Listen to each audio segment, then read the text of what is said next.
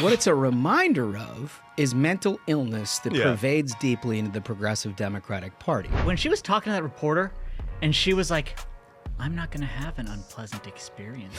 Like, that is someone, there's a level of darkness right beneath the surface. Like, you hear these stories where she burned her, like, husband's scalp with mashed potatoes. But she's also clinically insane.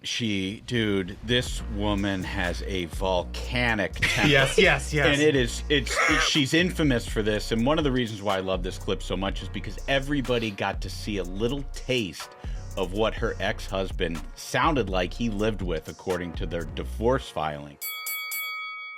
You've read about it. Delays, cancellation, or worse. Our air traffic control system is out of date, to say the least. Fortunately, President Trump has called on historic investments to upgrade it. This is an industry that still uses paper strips to track airplanes. I think it's time for out with the old technology and in with the new. Peraton is a company that has three things we need to modernize our air traffic control system: people, technology, and innovation. They proudly employ thousands of America's best and brightest, and they've already solved some of America's toughest national security challenges. It's a great company that already works with the Department of War and NASA. They are literally doing stuff by land, air, and even in outer space. That's the kind of people I want to fix the mess at America's airports. This could be a serious upgrade to what we have now. Peraton is ready to provide America the air traffic control system we deserve, safer and more reliable. Peraton, the future of air travel, is here. Go to peraton.com/ATC to learn more. That's peraton.com/ATC to learn more. Ladies and gentlemen, your attention, please. Keep the faith, hold the line, and own the libs. It's time for our main event. Good Thursday to you. Welcome back to the Ruthless Variety program. My name is Josh Holmes, along with Comfortably Smug, Michael Duncan, and John Ashbrook, a full cast and crew left to right across your radio dial. We're going to get into a lot here in this show. There's next level crazy going on all over the place, and we're going to have some fun with it. A lot of yucks. I will say at the outset, we have a guest today, Jason Miyares. If you haven't heard of him, he's the Attorney General for the Commonwealth of Virginia. You've probably seen a little bit about his race because the guy that's running against him is a certifiable lunatic. This is somebody who, in my mind, is the worst part and most emblematic of the radical progressive left that now controls the Democratic Party. Yes. And we're going to cover some of this, so I don't want to get into all the details of it off top. But I will say the reason you should listen to him is not really because of all of that. We cover it. If you listen to him, it's the perfect juxtaposition to that. Yep. This is somebody who is just character, integrity, what you want in not only law enforcement, but some kind of representation, whatever it is. Does it for the right reason, has the right perspective. Guy gets it up and down. He is like the future. If you ever get despair about politics in America and whether a next generation can lead us to, you know, the previous heights that this country has been about, listen to that interview. Just listen to it. And I think you'll come away with like, nah, that's a guy we gotta keep our eye on. We gotta help. We gotta do whatever we can. That's my takeaway, and I don't say that a lot. No. We have guests like 3 times a week on this show, and I love them all. But sometimes you're like, that's hits you a little different. On the other side of the coin, my goodness gracious. I mean, This is going to be a great show. I think we're still shut down. Yeah. Government's still shut down. Chuck Schumer, at some point, like Republicans are trying to figure out how to give him the little pilot's wings. You know, the plastic pilot's wings. I keep saying giant metal. Yeah, and like just pat him on the, you're so smart. You're such a good boy. You just did so great, Chuck. And like maybe that'll reopen the government because it's not going to get anything out of it. But it is, anyway, we're not going to belabor the point. That's an ongoing discussion. What we are going to talk about is how insane these Democrats have gone. If you haven't seen the Katie Porter stuff, you're missing out. But you're not going to miss out any longer because here it comes. Clip 1, please. What do you say to the 40% of California voters who you'll need in order to win, who voted for Trump? How would I need them in order to win, man? Well, unless you think you're going to get 60% of the vote. You think you'll get 60%. Everybody who did not vote for Trump will vote for you. That's what you're saying. In a general election, yes. If it is me versus a Republican, I think that I will win the people who did not vote for Trump. What if it's you versus another Democrat? I don't intend that to be the case. Oh, yeah?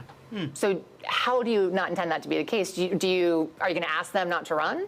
No, I'm saying I'm going to build the support. I have the support already in terms of name recognition. And so I'm going to do the very best I can to make sure that we get through this primary in a really strong position. But let me be clear with you. I represented Orange County. I represented a purple area. I have stood on my own 2 feet and won Republican votes before. That's Feels not dissonant something every candidate in this race her could earlier say. statement? Yeah. If you're from a It deep feels like a blue area, backtrack. if you're from LA or you're from Oakland, you don't have an experience. But you just said you don't need those Trump voters. And we've also asked the other candidates, do you think you need any of those 40% of California voters to win? And you're saying, no, you don't. No, I'm saying I'm going to try to win every vote I can. And what I'm saying to you is that Well, to those voters. Okay, so you... I don't want to keep doing this. I'm going to call it. Calls it! Wow. You're not Can't gonna figure out where do the mic interview is. with us. Nope, not like this. I'm not. Not with 7 follow-ups to every single question. Oh, it's Every so other candidate hard. has answered I don't our care. follow-ups. I don't care. I want to have a pleasant, positive conversation, Pleasant. which you ask me about every issue That's the on this purpose of the list. media, is to be pleasant And to if every Democrats. question you're going to make up a follow-up question, then we're never going to get there. Ms. And we're Porter, just going to circle around. I'm an I have investigative never had to do reporter. this before. I've ever. never had to... You've never had to have a end an conversation interview. with To end a an reporter? interview. Okay, why don't we go through? I will continue to ask follow-up questions I like because that she that's my kept her job as there. a journalist, but I will go through and ask these, and if you don't want to answer, you don't want to answer. So nearly every legislative... I don't want to have an unhappy experience. Oh, it's an unhappy It's all on camera. experience. I don't want to have an unhappy experience with you either. I would love love to that continue to line ask she these said. questions so that we can show our want to have an viewers what unhappy every candidate experience. feels about every one of these issues that they care about. And redistricting is a massive issue. We're going to do an entire story just on the responses to that question. And I've asked everybody the same follow-up questions. So I've wrestled with this a little bit because she's clearly unprepared to deal with anyone who asks serious questions, as is the case with a lot of California Democrats. But I'm guessing that is the case because she's just so unbelievably attractive. I don't know if we have the picture in the system, but she once dressed up as Batman. Oh, in Congress, Yeah. and she was caught in the hallway, and then she conducted a hearing dressed as Batman. Yeah. And the outfit was not flattering. well, the only thing that is similar to Batman is she did block out the moon. She did.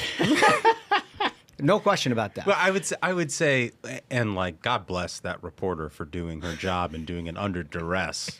Next to Katie Porter. But what an indictment on journalism writ large. Yeah. That it's such a rare occurrence that a politician like that has to answer a follow-up question. And you would think that they had her under the bright lights and they were waterboarding her at Guantanamo Bay. Did you hear the question? I have never had to do this. Did you end hear an it? interview. Did you hear the question that wrapped her around the axle? Whether she was going to compete for Republican votes. Right. That's it. That's the question she couldn't handle. Couldn't handle Can't it. you just say yes? I mean, I don't know that's what's the so thing. hard about that. So, I mean, yes, her meltdown was great, but the admission that she doesn't care. I mean, because ostensibly she's going to represent everybody, but 40% she straight up writes off as like, I am indifferent to those. I don't need them. I don't care about them. So here's the thing, and it's interesting, and I'm sure all of us could pick out an experience in working in political campaigns that this is the case. Yeah. One of the most dangerous things a politician can do is start to play political quarterback in their own race. It's a very difficult thing because then they use a different part of their brain and they start talking about mathematics and things like that. And a candidate should never do that. Never. One of the times that comes to mind from recent history is Claire McCaskill would typically do this. And it's one of the things where you think you're super smart and so you want to talk like you're a political operative rather than the politician. Yeah. And she's like, oh, well, we can lose a lot of votes down there in the boot. And it's like, you never want to talk that way. All you did is tell the boot you're not important. Right. And it's the most dangerous thing a politician can do is like when you ask a question of like, well, 40% still voted for Donald Trump, and how are you going to represent them, sort of thing. And they're like, well, they don't matter because of math.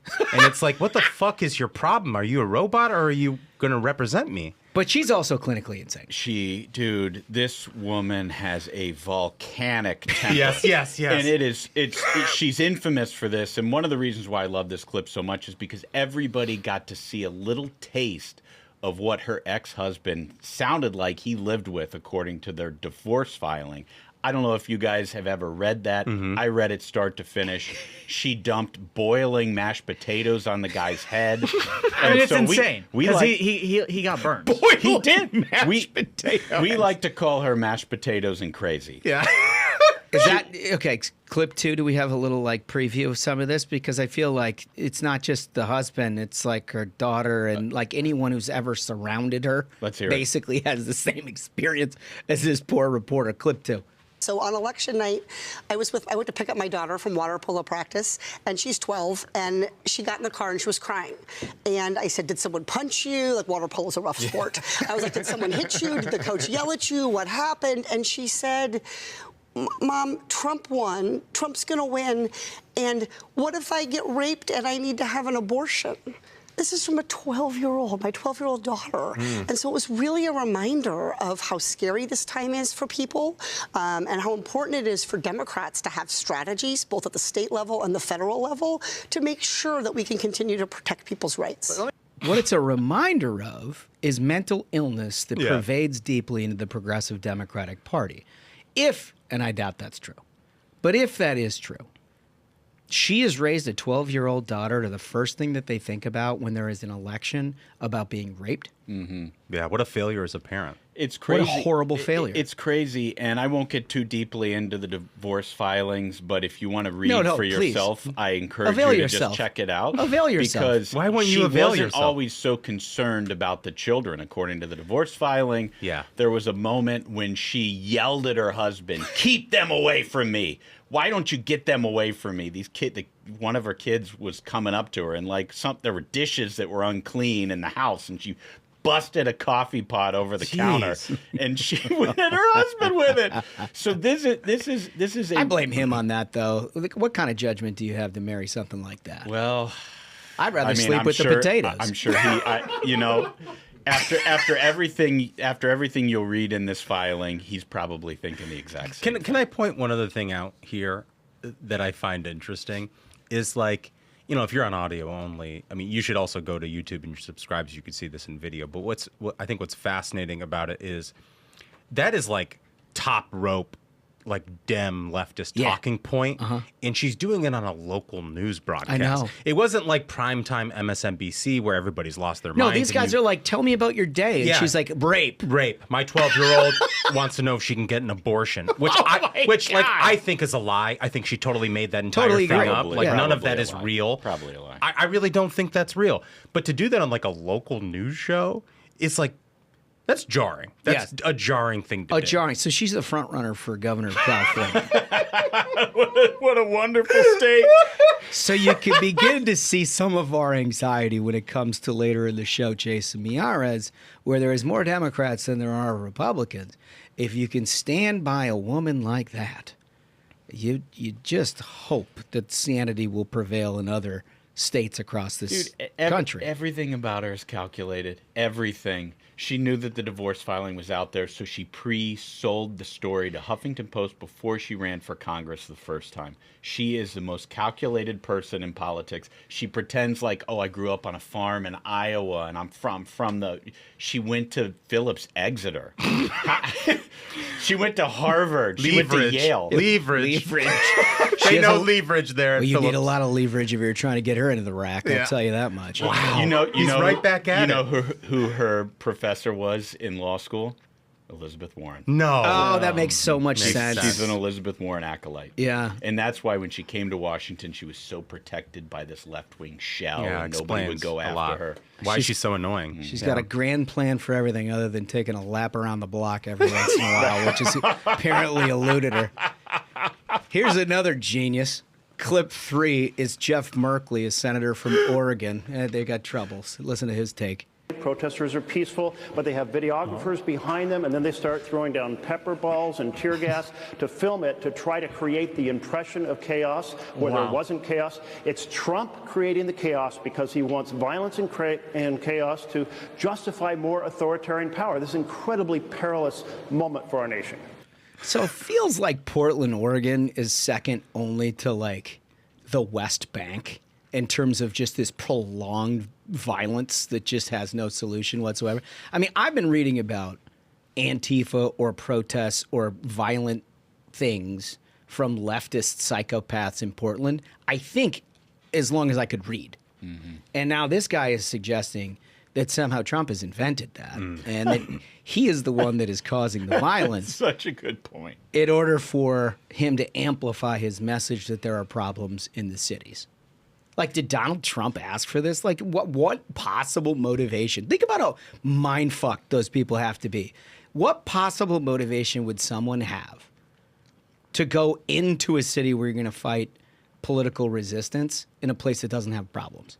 Yeah. Right. Like, what's the upside to that? But Right. isn't this the logical conclusion of the whole thing? And we've talked about it previously on the show. There was a moment in 2020 with the riots in Minneapolis that Democrats started talking about Antifa being outside forces. Oh, yes. Maybe foreign Yeah. actors getting involved. Well, first they denied their existence altogether. Right. It was denied, and then it was an idea. It wasn't an actual thing. And then it was maybe foreign actors were behind Antifa, and that's the reason why Minneapolis was burning. They've been just dragged into this. And now the logical conclusion is Donald Trump invented Antifa. yes. He created it. He's the one that's causing the violence. It's like when you get robbed on the street, it's because you had your purse.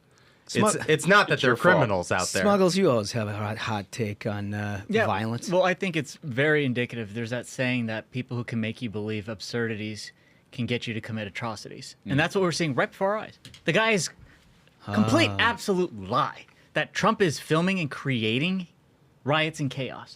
Abject lie. We've taken He's him to covering this dark place. Yeah. He's covering for the endless amounts of leftist violence that we've seen. How many times have they attempted to assassinate President Trump? How many times have we heard about them rioting like this? They spent an entire summer rioting. We see this endless cycle of violence from them. We've seen candidates now that are openly expressing that they want to murder Republicans and see their children murdered in their mother's arms. Yeah. That's all been normalized. That's all been normalized. And they're not losing support from United States senators of their own party. Which is just crazy. We're going to cover all of that. But you're right. I agree with all of that. I do like that you're in the dark place today. Let's keep going. Yeah. It should be. Let's go darker. Okay, so let's do clip 4. This is The View. The gals of The View. Oh, it was a very sensible take. There is crime in American cities, but the way to deal with it is get the funding that you need for police, get the training that you need, and work with local officials. This is a pretext to stop the next election. That's what I think. My God. That was an awesome jump. Amazing jump. Amazing jump. Yeah.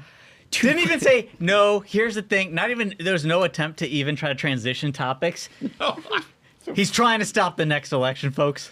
Full Fosbury flop. Well, it makes you wonder, though, with all this rhetoric on the left that like he's going to stop the midterm election or whatever, or Donald Trump's a fascist, right? Like the idea that you could shut down the government because you want to have a debate about a subsidies for the Affordable Care Act that wasn't affordable or whatever feels like such small ball. Like if you actually believe that Donald Trump is a fascist, like wouldn't you shut down the government forever? Well, I mean, there is a good portion of the Democratic, but don't give them ideas. Well, Michael. I guess my point in People's all, livelihoods do depend on veterans, for example. I guess just my whole point in this is they don't actually believe any of they this. don't. Right? They don't believe any of this. Performative. Like Donald Trump, they attempted to assassinate him, and he's Well- giving their thoughts and prayers for a guy that they would say on any other day is a fascist. Like none of this is real. I think the problem comes when their supporters actually believe it. Of you know, the course. Joy Behars and the Dem politicians of the world are just saying their Kayfabe. lies and saying their lies. Kayfabe. But like these lunatic left-wing people who are isolated out there and then carry out horrible atrocities because they hear something like that on television, or they hear people say the Republicans are Nazis, or like that is a very, very big problem for our society. Huge. If you were stuck in a room and you had to take one person home and it was Katie Porter, Joy Behar, or Jeff Merkley, who you fellas leaving with? Oh, dude, that is tough. I mean, Katie Porter, she's an enforcer. Like, she's built for violence. Yeah, but you're gonna get fucked up. No, I'm gonna. She's gonna boil. She's boil like potatoes to the face. She's like a coiled up pit bull. You just point them at a target, right? Like when she was talking to that reporter, and she was like, "I'm not gonna have an unpleasant experience." Like that is someone. There's a level of darkness right beneath the surface. Like you hear these stories where she burned her like husband's scalp with mashed potatoes, and is like breaking dishes and shit. Hold on, that's what you like? I want to unleash that violence somewhere. Dude, I think you're like take her- unveiling a bit more than but you're stuck take in her a to room. intended. No, you take her to one of these like protests that's going on with the left. I mean, she's in a primary going after Dems. Face to face, she's ready for her own violence, right? She's going to commit atrocities herself. The way that she pushed back on that reporter, if cameras weren't running, I wouldn't be surprised if she broke a dish on the reporter's head, right? She was asking her staff for a dish. I mean, you take her to one of these Antifa riots, she's going to go after anybody. Like pit bulls, same thing. They can go off at any moment. I think I'd say Joy Behar because she's just going to sit there like a lug and talk and talk and talk, and I can tune her out. You can go to the other room. I can just go to the other room or play music in my head. I would not listen to I her. would just seppuku. That's it. The answer is Jeff Merkley. Next up, Merkley. the old McLaughlin group. Coming up, the crazy train turns right through the Commonwealth of Virginia. That's the next election that's up with New Jersey. Both of them are worth watching. But this one is worth watching, in our view, because it is indicative of a much larger national trend, one that could be absolutely terrifying to all of you if this guy doesn't win. We're going to talk about what set up this race right after this. President Trump called for American energy dominance. Congress can deliver it by allowing year-round E15. E15 lowers prices at the pump, strengthens rural economies, and puts more money in the pockets of farm families. But political gridlock is limiting E15's potential. Farmers, fuel retailers, and consumers want certainty. They need permanent year-round E15. Let's make America energy secure. Let's make rural America stronger. Congress, let's make year-round E15 permanent. Paid for by Growth Energy. Alzheimer's doesn't start when the memory fades. It can begin decades earlier, quietly in the brain. Science is advancing to better fight this disease. New tools can help doctors detect Alzheimer's early, when we have the best chance to slow it down. Early detection means more time, more birthdays, more anniversaries, more moments that matter. Let's act sooner, not later. Learn more at pfcdalz.org. Paid for by the Partnership to Fight Chronic Disease. Okay, so one of the things, and we talked about this with Jason, is that it used to be, commonly accepted, regardless of your partisan stripes, when somebody is like, I don't know, has murderous tendencies, particularly against children, that was a character flaw that you just didn't sort of sign up with, and you would walk away from those kind of people. That is not the case in the Democratic Party, as we saw, and you've talked about this a lot, Smug, with whether it's Charlie Kirk or the couple assassination attempts against President Trump or all the violence that's going around the country. This guy, Jay Jones, who it was uncovered that he sent text messages indicated that he wanted the children of a Speaker of the House of Virginia to die, basically. And it was, I'm summarizing it because I can't even get it out. Yeah. To be honest It's with you. insanity. I can't, like his description, I just can't. Like a clinically detached point of view, and I think Jason does a better job than me at explaining what that is. But my point is that they go to the statesman of Virginia, the longest-serving, oldest members of the delegation, two United States senators. Tim Kaine, he was once a vice presidential candidate and fashions himself as some kind of a, if not a moderate politically, certainly from a tone perspective, a more moderate. A statesman. Yeah, right? He'll call balls and strikes. That's where he models. Remember, when he first ran, he sought Republican votes by selling himself as a former missionary who was trying to be above politics. Yes. And to be a statesman. He totally sold himself as that. And what he's devolved himself into is just unrecognized. So naturally, they ask him about this Jay Jones indefensible comments. What does he say? Clip 5. Senator, do you still support Jay Jones? You do. What do you think he should drop out of this race after those comments? I just think you have concerns about what you saw? Nope. Nothing to see not. here. Nothing to see here. There's a guy who fashions himself as his ability to talk across the aisle, and here's a guy who in this current environment, not a month removed from Charlie Kirk's assassination, there is a candidate on the Democratic ticket who is wishing to kill the children of his political opponent, then the Speaker of the House, and he's standing right by him. Yeah, I think what's interesting here, and we've talked about this a lot on the show with all of the violence and the riots, and we talked about Portland here today and stuff, and it's like, how did we get here? I don't know. Soros prosecutors and all these sorts of things, and all of the institutional power of the left through the NGOs and all of these things that we've always talked about, and they get these people elected, and they basically let criminals out of prison, and they don't enforce law and order, and us now doing this show, we get to see the after effects of that, and then we talk about it and how terrible it is. What strikes me now, and having talked to Jason, is like, we're at a moment now where we can stop it. We can stop it here in Virginia. Yep. And I don't sends a valuable message across the country that shit's not going to be tolerated. We've done this show now, I think, for 5 years, and I've never jumped to the front of an interview to tell you as the listener and viewer how important this thing is. It's like you can't complain about things unless you do something about them. Totally. And go to his website. Go to standwithjason.com. Donate, volunteer, do something about it. Because we can't lose another state here in the country to this left-wing bullshit and then complain about it later. And I don't care if you're from Virginia or not. This is what's happening in your home state. And what they're going to see and take as a lesson from the only nationally recognized election in an off year, 2025, is that it doesn't matter what you do as a Democrat. You can be the most morally vacant, horrible individual of all time. And as long as every Democrat sees that you're nominated for the office, they're going to stand right with you, and you're going to win. And that is, I can't tell you how damaging that is. That is just, we've literally never done it in the Republican Party.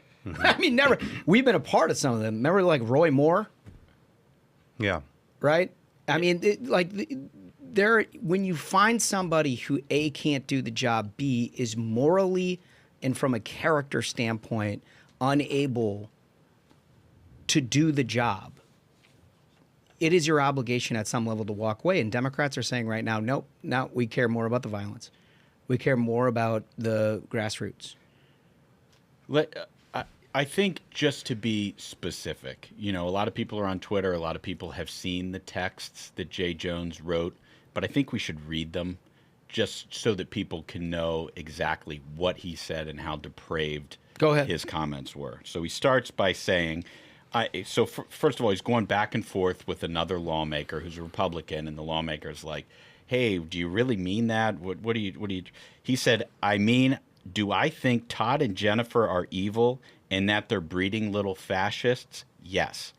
And the guy responds, they say nice things about everyone, LOL. Jay Jones, the Democrat, responds, if those guys die before me, I will go to their funerals to piss on their graves. Send them out awash in something. The Republican responds, Jay Jones.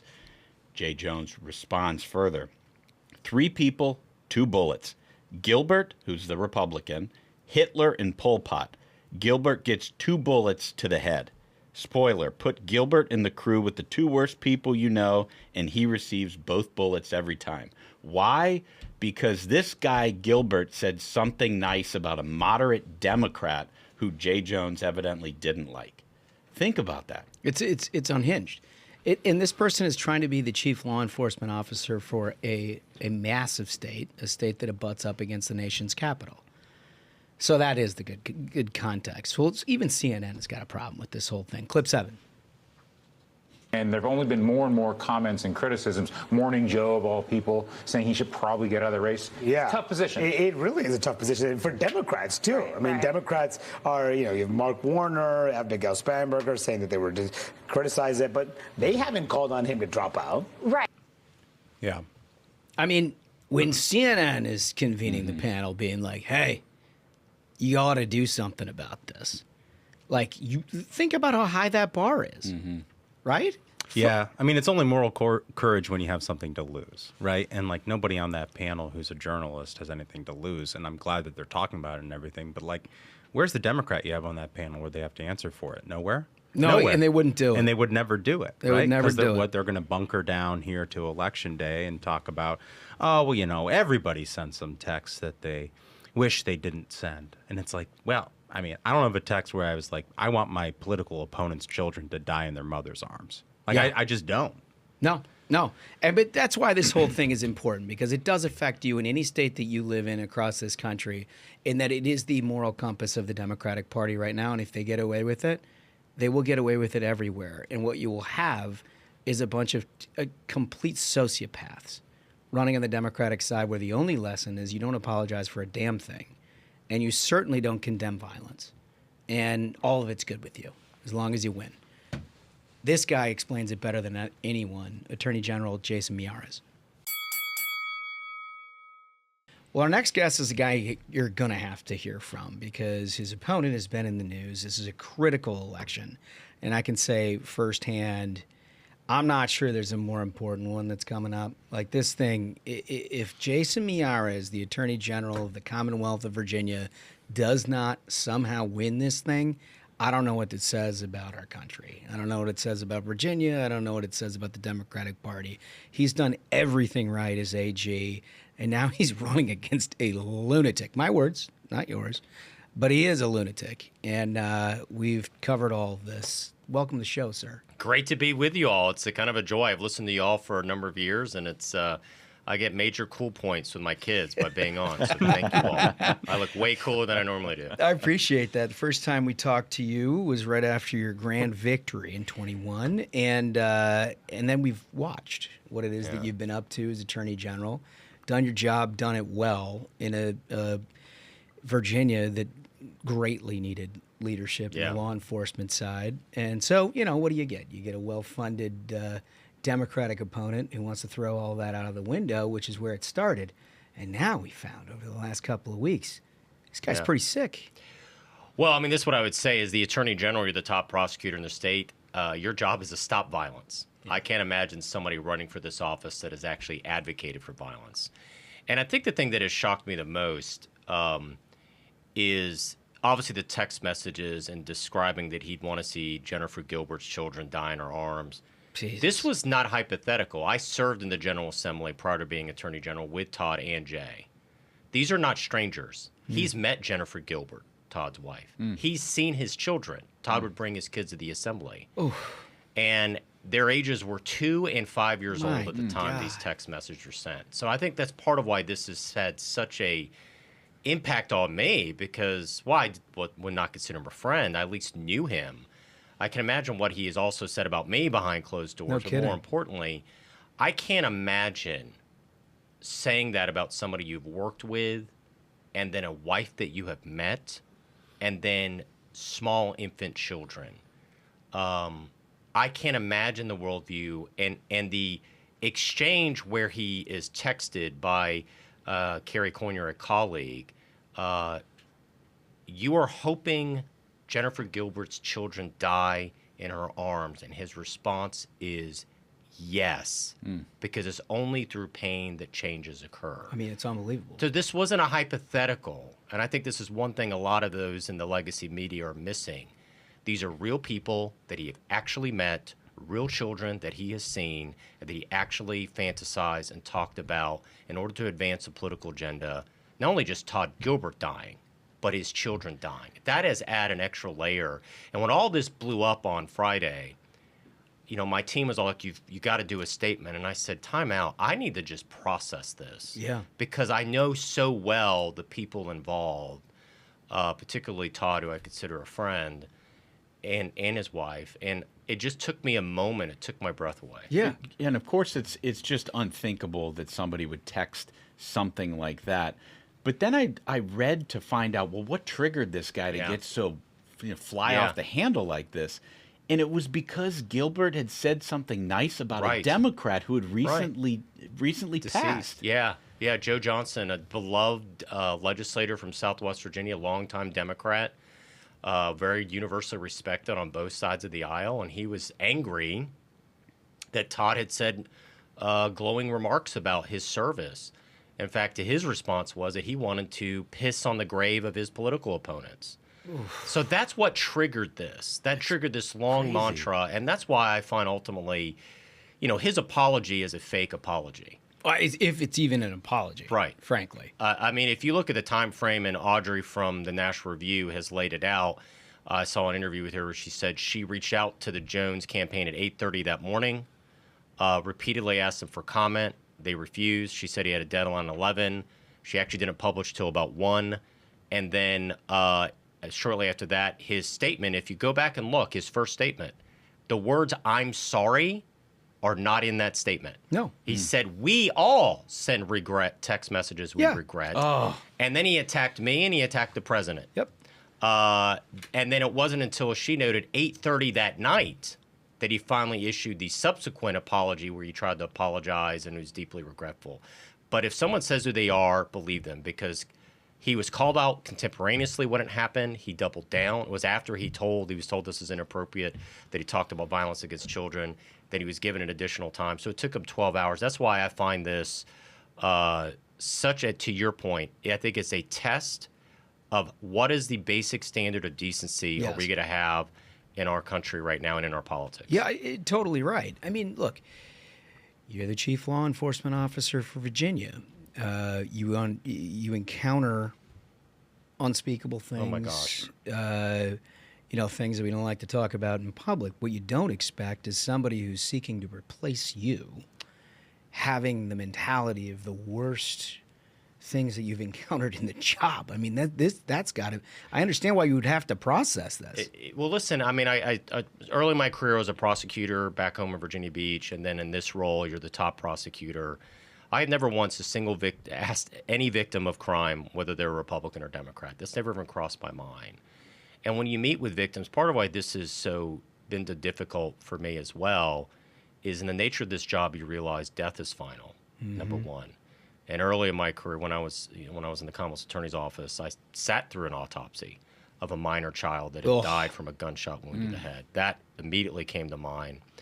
And anybody that has been in law enforcement will tell you when you say you could smell death, and that there's such a finality to it. Obviously, I'm a person of faith as well, so I know that's not the only aspect, but there's such a finality to it as far as on this earth. And when you've met with a mother that has lost their child to a violent crime, there is no cry like the cry of a mother that has lost a child. None. Good. And that tells me he's applying to be the top prosecutor. He's never been a prosecutor. It tells me he's never once sat with victims and heard the utter anguish, and then to fantasize and talk about hoping that children would die, I think just is solely unqualified for being this role, which I say is the people's protector, protecting all Virginians, no matter what your political background. I view that as my role. Yeah. That's what really struck me in this was the banality of it, that he could so easily talk about something like that. And to your point, the guy's not a prosecutor, and he can talk about violence like that against children so easily. And it makes me wonder, as a voter in Virginia, and we all are, in the aftermath of everything with Charlie Kirk, if heaven forbid something were to happen to one of us, could we get justice with this guy as the lawman of Virginia? Of course not. And I have to imagine every voter of Virginia has to be thinking that now. If they're a Republican, it's like, if I have a Trump sign in my yard, am I going to get justice? Because they're going to weaponize the legal system against people like me, because this person who's AG now fantasizes about the murder of Republicans. Yeah, you're somehow less than human because of your political affiliation. Right. Listen, I have a sign in my office I see it every time I walk to my desk. It's one of my favorite quotes from Thomas Jefferson, and it says this: "I have never found a difference of opinion in politics, philosophy, or religion as cause to withdraw from a friend." And I have it there just to remind me that even if I disagree with somebody on politics, that's not a reason for me to deny them their friendship. That's my mindset. I can't imagine the mindset of someone who serves with somebody, has met the wife, has seen the children, to then imagine in their minds their death, a violent death. I can't imagine that. And I think, to your point, but you know, if you know my family story, my family fled Cuba, the Miyares. When I travel around Virginia, sometimes people ask me like, what kind of name is Miyares? What's up with that? I like to say, well, it's a Southern name. It's a really deep South, real South. But it gives you a perspective. You know, I tell my daughters all the time that gratitude is the most underrated of human traits, and ingratitude is the ugliest, but gratitude is the most underrated. I was raised with such incredible gratitude being in this country by what we have. I call it the American miracle. But my uncle Angel Miyares was arrested at Bay of Pigs during the Bay of Pigs invasion. Castro arrested anybody that could rise up. Yeah. And he was taken in the middle of the night right in front of my mother by Castro's police. He was taken to an empty baseball stadium, and he went through the humiliation of a mock execution. And his crime was simply that he had the wrong ideas, that he was handing out anti-Castro leaflets in Havana. And when you think that individual dignity doesn't matter more than your idea. You know, C.S. Lewis said, of all the tyrannies in the world, the worst tyrannies are the tyrannies done for your own good. In other words, ideas matter more than people. And this idea that we're going to reshape society in a violent way in order to achieve a greater good, that is a slippery, slippery slope. Yeah. And so I was always raised to, and in this country, obviously we've had some difficult chapters in our nation, but we decided a long time ago we're going to settle our differences at the ballot box, not with bullets. I think that's why the Charlie Kirk assassination resonated with horror with many people. Yeah. We still have, just for your listeners to know, we still have right now, after the Charlie Kirk assassination, the chairwoman of the largest suburban district of Richmond, Chesterfield County, when that happened, said, I'm sorry, I thought we were supposed to celebrate when you shoot Nazis. Well, she's still in office. She has not resigned. She's still there. So I want to talk to you about that because, look, I grew up in a day and age in politics where it was just as partisan as it is today, but there was a level of decency at some level, and that there were lines you don't cross, and then there were certain character assessments that you made about candidates, regardless of whether they were Republicans or Democrats. When they crossed a line that was so obvious to voters, it didn't really matter if you were wearing a red jersey or a blue jersey. You took a look at it and you were like, I can't have it. I'm going to disagree with the other guy. I may not even cast a vote, but I'm certainly not going to support somebody like that. And I think what's most alarming in the wake of Charlie Kirk, in the wake of these comments now made by Jay Jones in your race, is that it seems like an awful lot of Democrats don't give a shit about that at all. In fact, you know, Senator Tim Kaine, look, I got nothing in common with Tim Kaine other than we were both born in Minnesota. But his viewpoint has always been, he comes off moderated even if he votes to the left. So in dealing with this, he's like, yeah, I'm with Jay Jones. I mean, this is the hardest thing, I think, for us who have been involved in politics for a while, to watch what's happening on the left. And we've talked an awful lot about the violence. It's this just basic decency and character evaluation that no longer matters. Well, I mean, it's also shocking to think about this, is the number of them, and I'm almost positive Tim Kaine is, but I know Abigail was. They all asked for Ralph Northam to resign over a yearbook photo from 30 years ago. Right. And that seems like tiddlywinks compared to what we're talking about. And now here. they're talking about, political violence against their opponents while decrying political violence. That's a little bit of the irony. They've all said that he needs to be held accountable for these text messages, but they never say what that looks like, right? Yeah. And so I view it as a real inflection point for them, but also for Virginia and the country. I mean, Virginia's in the shadow of our nation's capital.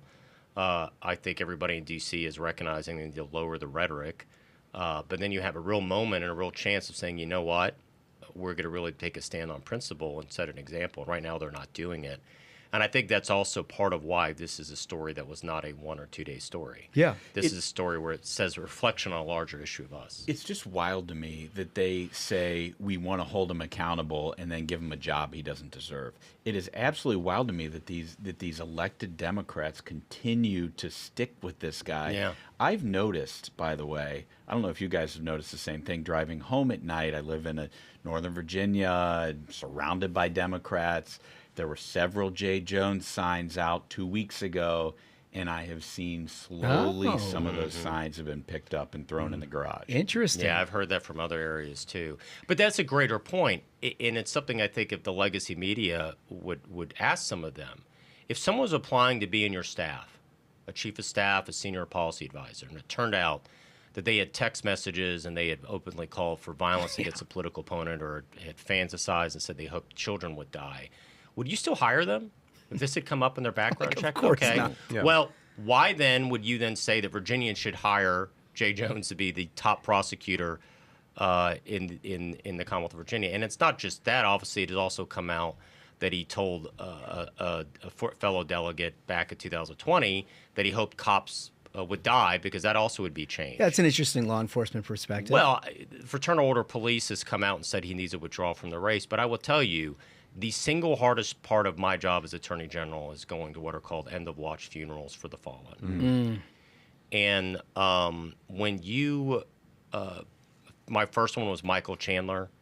It was his birthday. He wasn't supposed to work that day. He took the shift because somebody called in sick, and he died on his birthday. And the same pastor that had married him 30 days before was now doing the funeral. Oh, man. And I remember then his cousin, who Michael Chandler from Big Stone Gap, who's also in law enforcement, said Michael loved his job, but he definitely had to carry the burden of the badge. I've never forgot that. It's the hardest job in America. That is the one thing that I have taken pride in this office is for our law enforcement guardians in Virginia after they've been demonized and we were dealing with a lot of low morale, letting them know, hey, I have your back. How in the world can you look in the eyes of law enforcement when you're meeting with them, when you're handling cases with them, knowing that you've also had that attitude as well? And it goes back to this idea that we've seen on the far, far left that somehow pain is worth it for quote-unquote change. And that's exactly what you see in so many autocratic regimes and communist regimes, where this idea that pain is excused. Yeah. Pain is excused. And listen, I have said an inflection point for America in the last modern American history was December 4th, 2024. That was the day Brian Thompson, the CEO of United Healthcare, was murdered. I kind of agree. And think about this statistic. When he died, it wasn't the fact that he was murdered, it was our reaction to it. 48% of America's college students said his murder was justified. It's just crazy. These are our future leaders, our future lawyers, judges, political reporters, political leaders. And so there's a quote from Plato who said that the two most important questions for a civilization is this: who teaches the children and what do they teach them? And I think it's just as relevant today as ancient Greece. And again, that goes back again to my sense of both gratitude and when you talking about America, who we are. We are not a broken society. We're the most prosperous nation on the planet. We've given more second chances to more people of different faiths, colors, and creeds than any country that has ever existed. It is the American miracle. My mother left Cuba in fall of 1965 homeless and penniless. When she got on that airplane, she was 19 years old and did not know where she's going to get her next meal. And almost 50 years to the day that she left, almost 50 years exactly the day she left, in the fall of 2015, she was able to go and cast a ballot for me to represent her in the oldest democracy in the Western Hemisphere, the Virginia General Assembly. And when I call it the American miracle, that is so many of the individuals that come to this country. And that is why, in my opinion, you're seeing so many what I call new Americans, those that have done it the right way, become citizens, are shifting towards the GOP. Right? Because it used to be both parties talked about the American dream. Now one country talks about it as a nightmare. Well, if you fled an autocratic regime or a communist regime, you know this is an amazing country. You understand, and you know which party's talking, right? You know which party wants to talk about preserving and expanding opportunities. So I do think this is a real inflection point for Virginia. I think Virginians are going to get it right. Yeah, I'm confident in my fellow Virginians, but I do think this is an inflection point for us.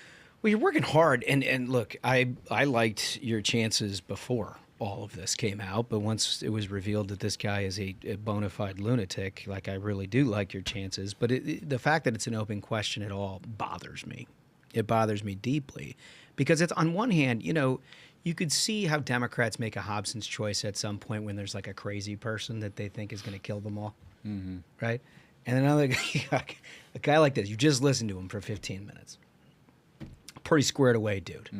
Like, morals, character, judgment, also done the job and has the record of what it is that he's trying to do. So, like, not only is it not going to go to hell in a handbasket, like, you're probably in better shape no matter what with this guy, other than somebody who is like a partisan affiliation for you. And yet you still see the hesitation from people like Tim Kaine, and that I'm just hung up on that.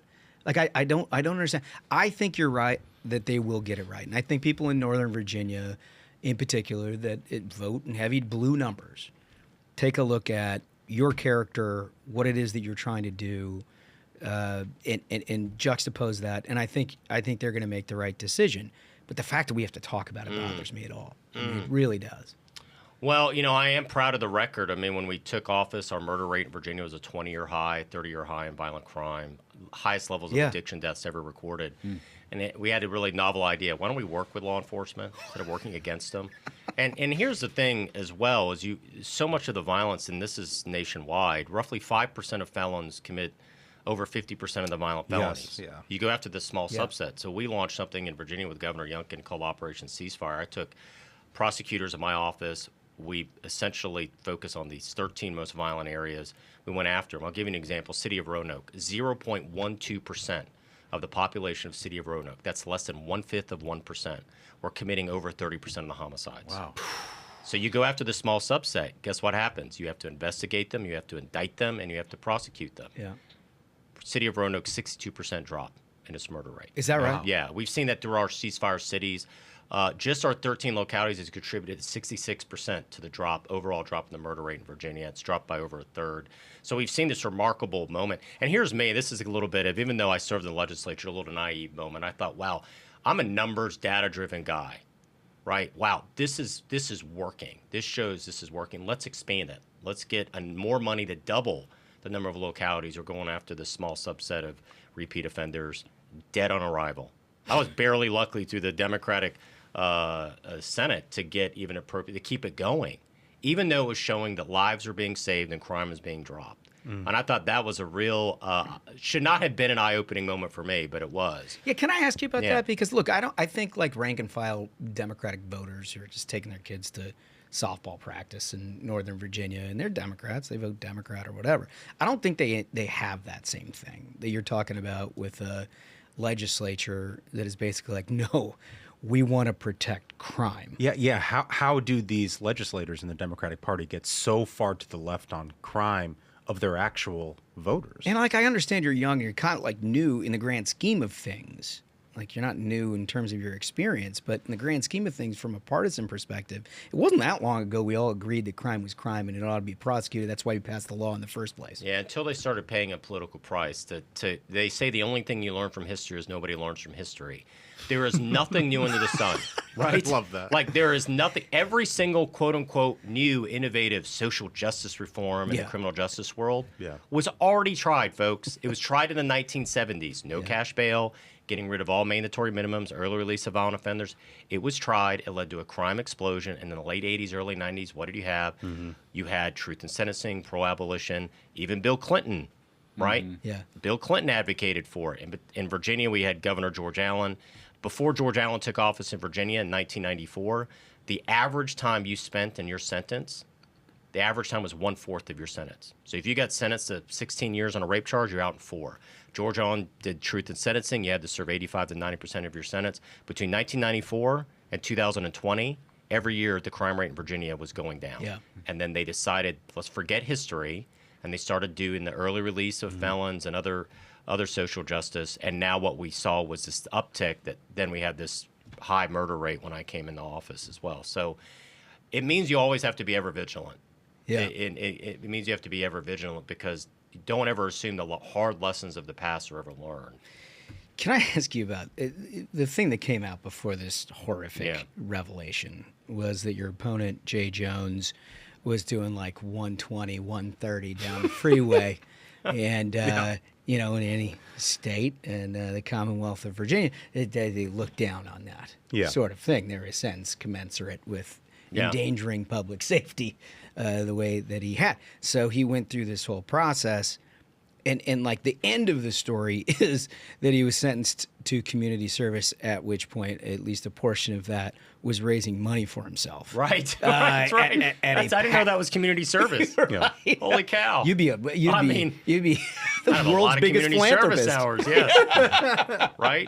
I mean, he was going 116 miles on one of the most dangerous stretches of interstates right east of Richmond, New Kent County. At that point, he had turned his vehicle into a 2-ton cruise missile. He was clocked at mile marker 224 and wasn't stopped till mile marker 227. Wow. So it was 3 miles down the road. 4 people were in court the day he was sentenced. 3 of the 4 people got either active jail time or suspended jail time. They all got their driver's license suspended. The only person that did not get any either active or suspended jail time and did not get his driver's license suspended of the 4 people that day in court was Jay Jones. He instead got to pay a fine and then do 1,000 hours of community service. 1,000 hours of community service with a 40-hour work week is about 25 weeks of full-time work, half of which was for the NAACP, half of which was for his own PAC, his own political action committee, Meet Our Moment. If you look at the court filings that are now public, the document was a 2-sentence statement from Meet Our Moment. Does not say it's a political action It's a staffer, it's right? literally It's so a staffer that works for him. So those We're are just real so questions. gratified with all the hard work that he did. Yeah. My team went back and looked on the social media count. Their job is apparently to train civic leaders. They had 1 training session the entire year that he claimed he did his 500 hours one. Wow. What a grift. That's a long training session, right? So it literally was just him on the horn raising money for the PAC. I think he has a lot of questions he has to answer for that. And again, Is that legal? Listen, it's going to be curious to see how the New Kent Commonwealth's Attorney's Office, they have come out and said they had not agreed that this would be his PAC. Wow. So that, in my opinion, is almost essentially admission of we were deceived. There's more to the story. And you I have a didn't realize requirement. that. Remember, he's also obviously a member of the Virginia Bar. He's a lawyer himself. Yeah. You have a duty under the rules of professional conduct in Virginia to be completely with candor with the court. Yeah, In other you words, can't you're not deceive allowed the to be court. deceived. Yeah. You're not allowed to say, well, I just deception through just omission, right? And so there's going to So be a this lot guy, of I mean, if questions. he lightning strikes and this guy got elected attorney general, he could have no law license. Yeah.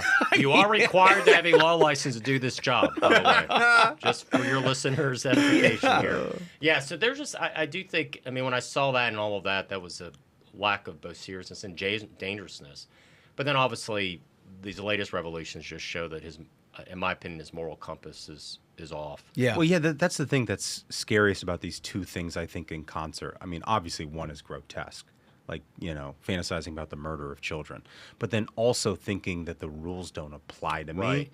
The other side of that is equally scary, I think, in one way, and that is you want to be in charge of law and order in Virginia. Yeah. And if the rules don't apply to the chief lawman, what are we supposed to do? Yeah, it's kind of like the deal we make with voters. Right. Right. It's like the kind of the thing they sign up Yeah, for when you're voting right. for people. It's so true, and this is a very real. Not that the other jobs in politics aren't real jobs.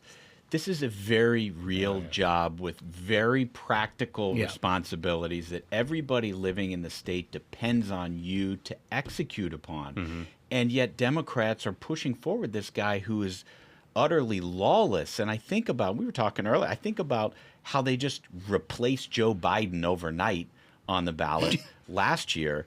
And it just blows my mind that they didn't try to do the same thing with this guy.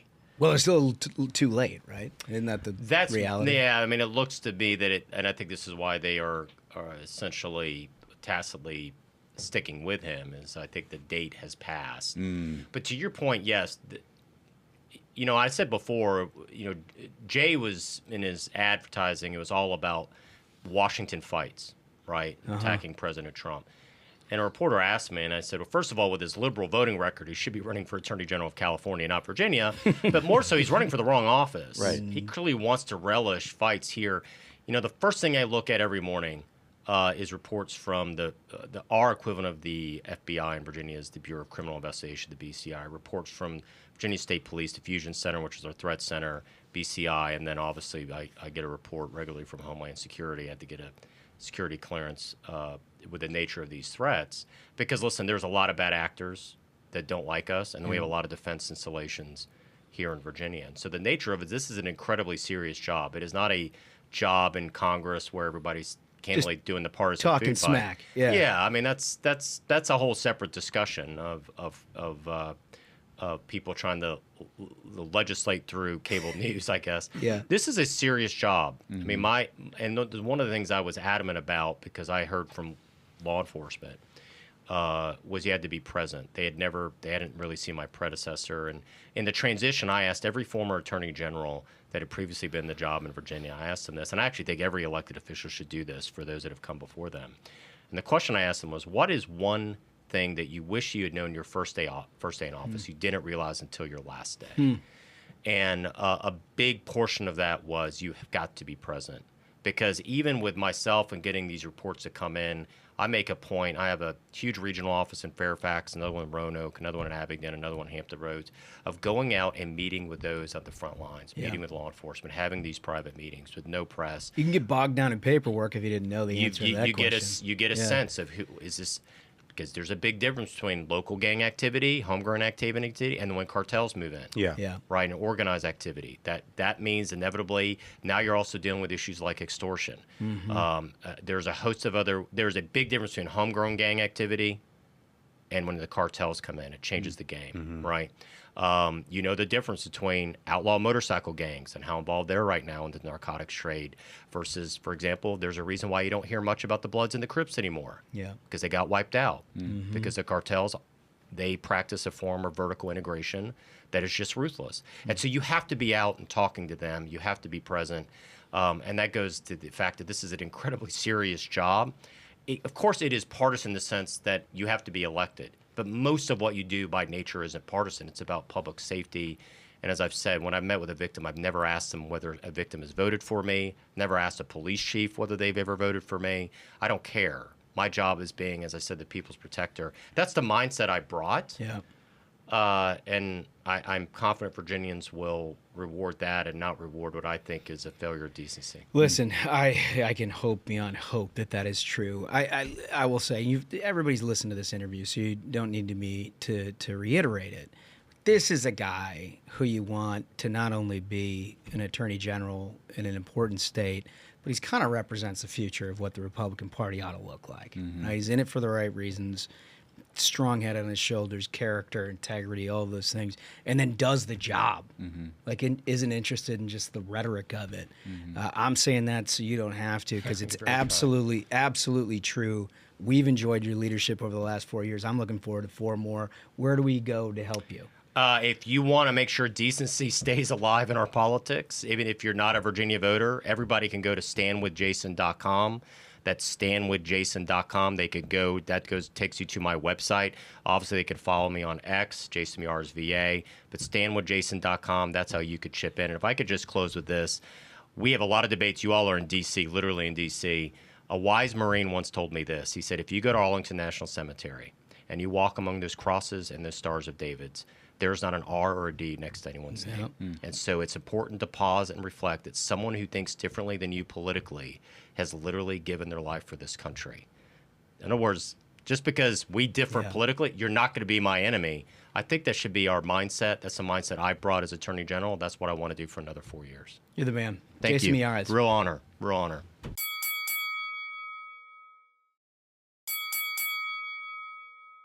Okay, so our question of the day after all that. First of all, I just got to say Jason is just such a good guy. Go to that website. Do something if you can. I'm going to right now.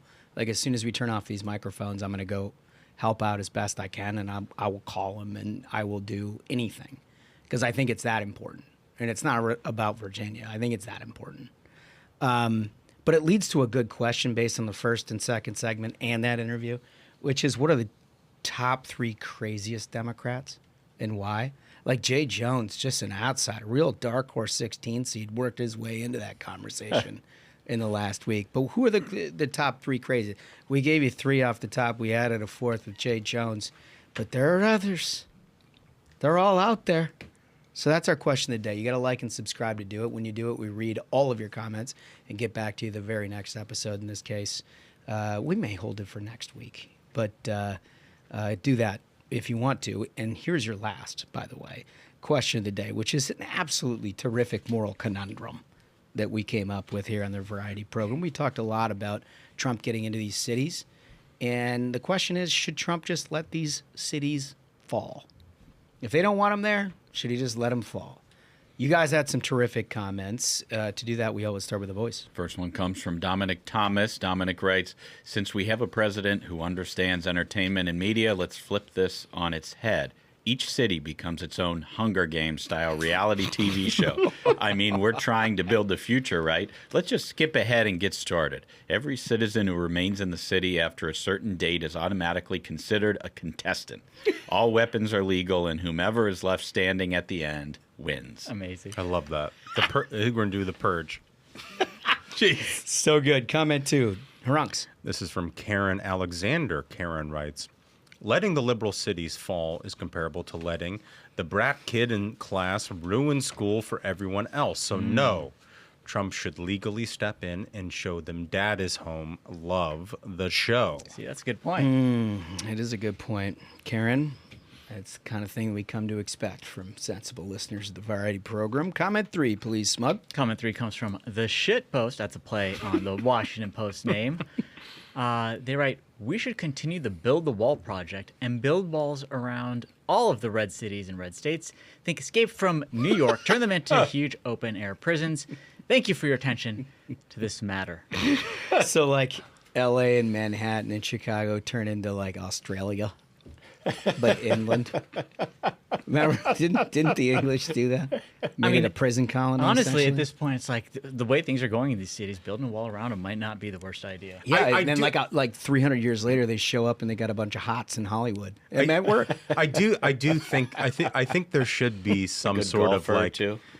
You know, like the no-fly list, right? Yeah. Like, if you live in New York City and you vote for Mamdani, you shouldn't be able to relocate to Florida. Yeah, no, you're right. You should have to lock in. You should end up on a no-fly list. You cannot leave. You have to live no matter what under the leadership that you elected. Yeah, you can't change your mind in 18 months and move to West Palm. Wouldn't that be a great social contract? God, that would be so great. They're like, oh, well, I don't know now. No, there's no jobs. No, I'm totally insulated from all the decisions I make. My life is perfect. I'll fuck it up for everyone else and then move to Florida. What a great idea. I love it. Okay, so that's all of that. I think it's time for a game, fellas. Let's get some yucks. Yes. Signature game here on Thursday is King of the Hill. It I is. believe I'm the defending champion. You are with Bill Kristol. Smug, you're the challenger. Who do you have? Adam Kinzinger. Kinzinger. And I'm judge, which leaves Ashbrook to bailiff. Yeah. Let's go ringside. Ladies and gentlemen, your attention, please. It's time for King of the Hill. In the red corner, fighting out of who knows where, Adam Kinzinger. And now, in the blue corner, fighting from Pierre Omidyar's checkbook, and current champion of the world, Bill War Now, War Forever, Kristol. God, that's a good That's one. good. That was a really good one. All right, I'm the champion, so I have to go first. There was a lot out there, as you might imagine, in this particular day and age, but there was one that I picked up this week that I think is particularly indicative of Bill Kristol's metamorphosis, shall we say. Exhibit 1. Pam Bondi's shameless stonewalling of the Senate Judiciary Committee today is, of course, a total negation of congressional oversight. Oversight is impossible if they won't let you see anything. All right, so let me explain what it is that he's getting at here. What we learned in that very congressional oversight hearing was that Jack Smith, the special prosecutor who was assigned to try to indict President Trump, had surreptitiously obtained data and information on 8 Republican United States senators. That is, of course, a huge constitutional problem. There's the whole Article 1, Article 2 component where that is kind of a dead letter. But it became a larger discussion that none of us ever knew about. That is what oversight is you tap into a department that has control of information and you ask questions about it. In this case, the world got to hear for the very first time that Jack Smith wasn't just targeting Donald Trump and all of his associates. he was actually going after sitting United States senators. And I think tomorrow we're going to have Kennedy on to talk about this, who was extremely animated in that kind of hearing. But, like, for him to say she was stonewalling about what? Was it, like, fucking Epstein that he's talking about? Like, some shit that, like, is 4 months old? Like, I have no idea what he's talking about. But, like, this is, to me, the essence of an oversight hearing. And this cat didn't want to hear it. Well, I think the only inversion, really, was all the Democratic members of that committee suddenly disinterested in what an out-of-control executive looked like when it was run by Joe Biden and But Jack Smith. simultaneously very interested in the current executive, which is a little bit of a heel turn. It's strange. Yeah. Smug, what do you got? Exhibit 8, please, from Adam Kinzinger. He's posted a photo of the proposed dollar coin, which has President Trump, pumping his fist after he had survived an assassination attempt. And Kinzinger writes, not a cult, though. He accuses Trump supporters of being a cult, not the whole point of that image being that maybe Democrats brainwashed their cult into thinking Trump is a fascist, and they repeatedly try to murder him, and now they continue to try to murder conservatives in general. Interesting. I mean, this is difficult because it's basically substance versus style. Mm-hmm. It's one of the most difficult things to do on King of the Hill when you have two tweets that are just so different. Can we put up? Exhibit 1. Exhibit 1 again, real quick.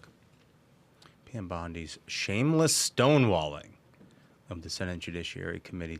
Okay. So the thing that's interesting, I think, about that whole Judiciary Committee, which is left unsaid, of course, by Bill Kristol's tweet, is that Pam Bondi came to that hearing like locked and loaded with every attack back on every Democrat Yeah. in that committee. Eviscerated. And so I guess what I love about this tweet from Bill Kristol is that he's like on the front lines running interference on a hearing that obviously went terrible for the Democrats. And I think like tie goes to the runner in this situation. And in that case, the substance wins over the style. And for that reason, number 1 goes to Kristol. Okay. Okay, challenger. Smuggles? Exhibit 9, please. This is Kinzinger's take on illegal immigration. He says, the thing that makes me the sickest is that these folks don't even have a shred of compassion. It's one thing to enforce laws and rules. It's another to do it gleefully and celebrate the suffering of someone born into poverty and desperation. Jesus. I love this excuse from the left of basically like, oh, no, look It's at just this photo of attacking the this poors. person crying. This is why you're not allowed to have borders in your country. Like, he says it's one thing to obey laws, but like, that tells you everything. He doesn't care about laws. He doesn't care about rules. He doesn't care about the enforcement of it. He doesn't think America should exist as a country. If someone, oh no, this person's crying as they're getting arrested for breaking the laws. That's pretty good. I like it. All right, Exhibit 3. Oh, it's just so good. I'm going to go for the knockout, I think. We are facing a clear and present authoritarian danger. In these circumstances, can Democrats in Congress continue to take the position that their demand from the Trump administration is simply to restore health care funding? I don't think so. Interesting. So he's to the left of Schumer. He's to the left of Jeffries. He's to the left of the Democratic Party. They're down a rat hole with no fucking ladder. And this guy is like, no, I want more. The guy used to publish a conservative Weekly magazine. Weekly Standard. I mean, that is compelling. It is compelling. When you get into shutdown politics, it's like jerseys. Yeah, like yeah. You put jerseys on. He's like, fuck the jersey. And he's like, fuck the jersey. He's like, I'm a Democrat now, and the Democratic Party's failing me. I'm to the left of the Democratic Party. I gotta say, it's incredible for a guy who was the editor-in-chief of the Weekly Standard. It's got to be a 2-round knockout. Sorry, does. Smug. I'm sorry, You pal. know what the thing that the part of the magic is with Kristol is that he sat next to Krauthammer all those years. Yeah, I wanted to give it to Kinzinger because it was posted on Blue Sky. I know. And that in and of itself, I think, is such an indictment. I know. But it goes to Kristol. Couldn't go there. Our noble jurist has ruled. To Champion. All right, so thank you for that. Remember, our question of the day is, what are the top 3 craziest Democrats and why? Give us a little color on all of that. When you like and subscribe to the YouTube channel, we read every one of your comments. We summarize them and get back to you in the very next episode. Check out some merch while you're there and enjoy yourself a little. I know we will, and we're going to see you tomorrow. With that, fellas, I think we did it. I think so. Absolute banger of an episode. Gentlemen, thank you so much, Attorney General Miyares, and thank you so much to the Minions, like Holmes said. If you have not yet, go to the YouTube, hit that subscribe because it's more fun in video. So until next time, Minions, keep the faith, hold the line, and own the libs. We'll see you on Friday. Stay ruthless.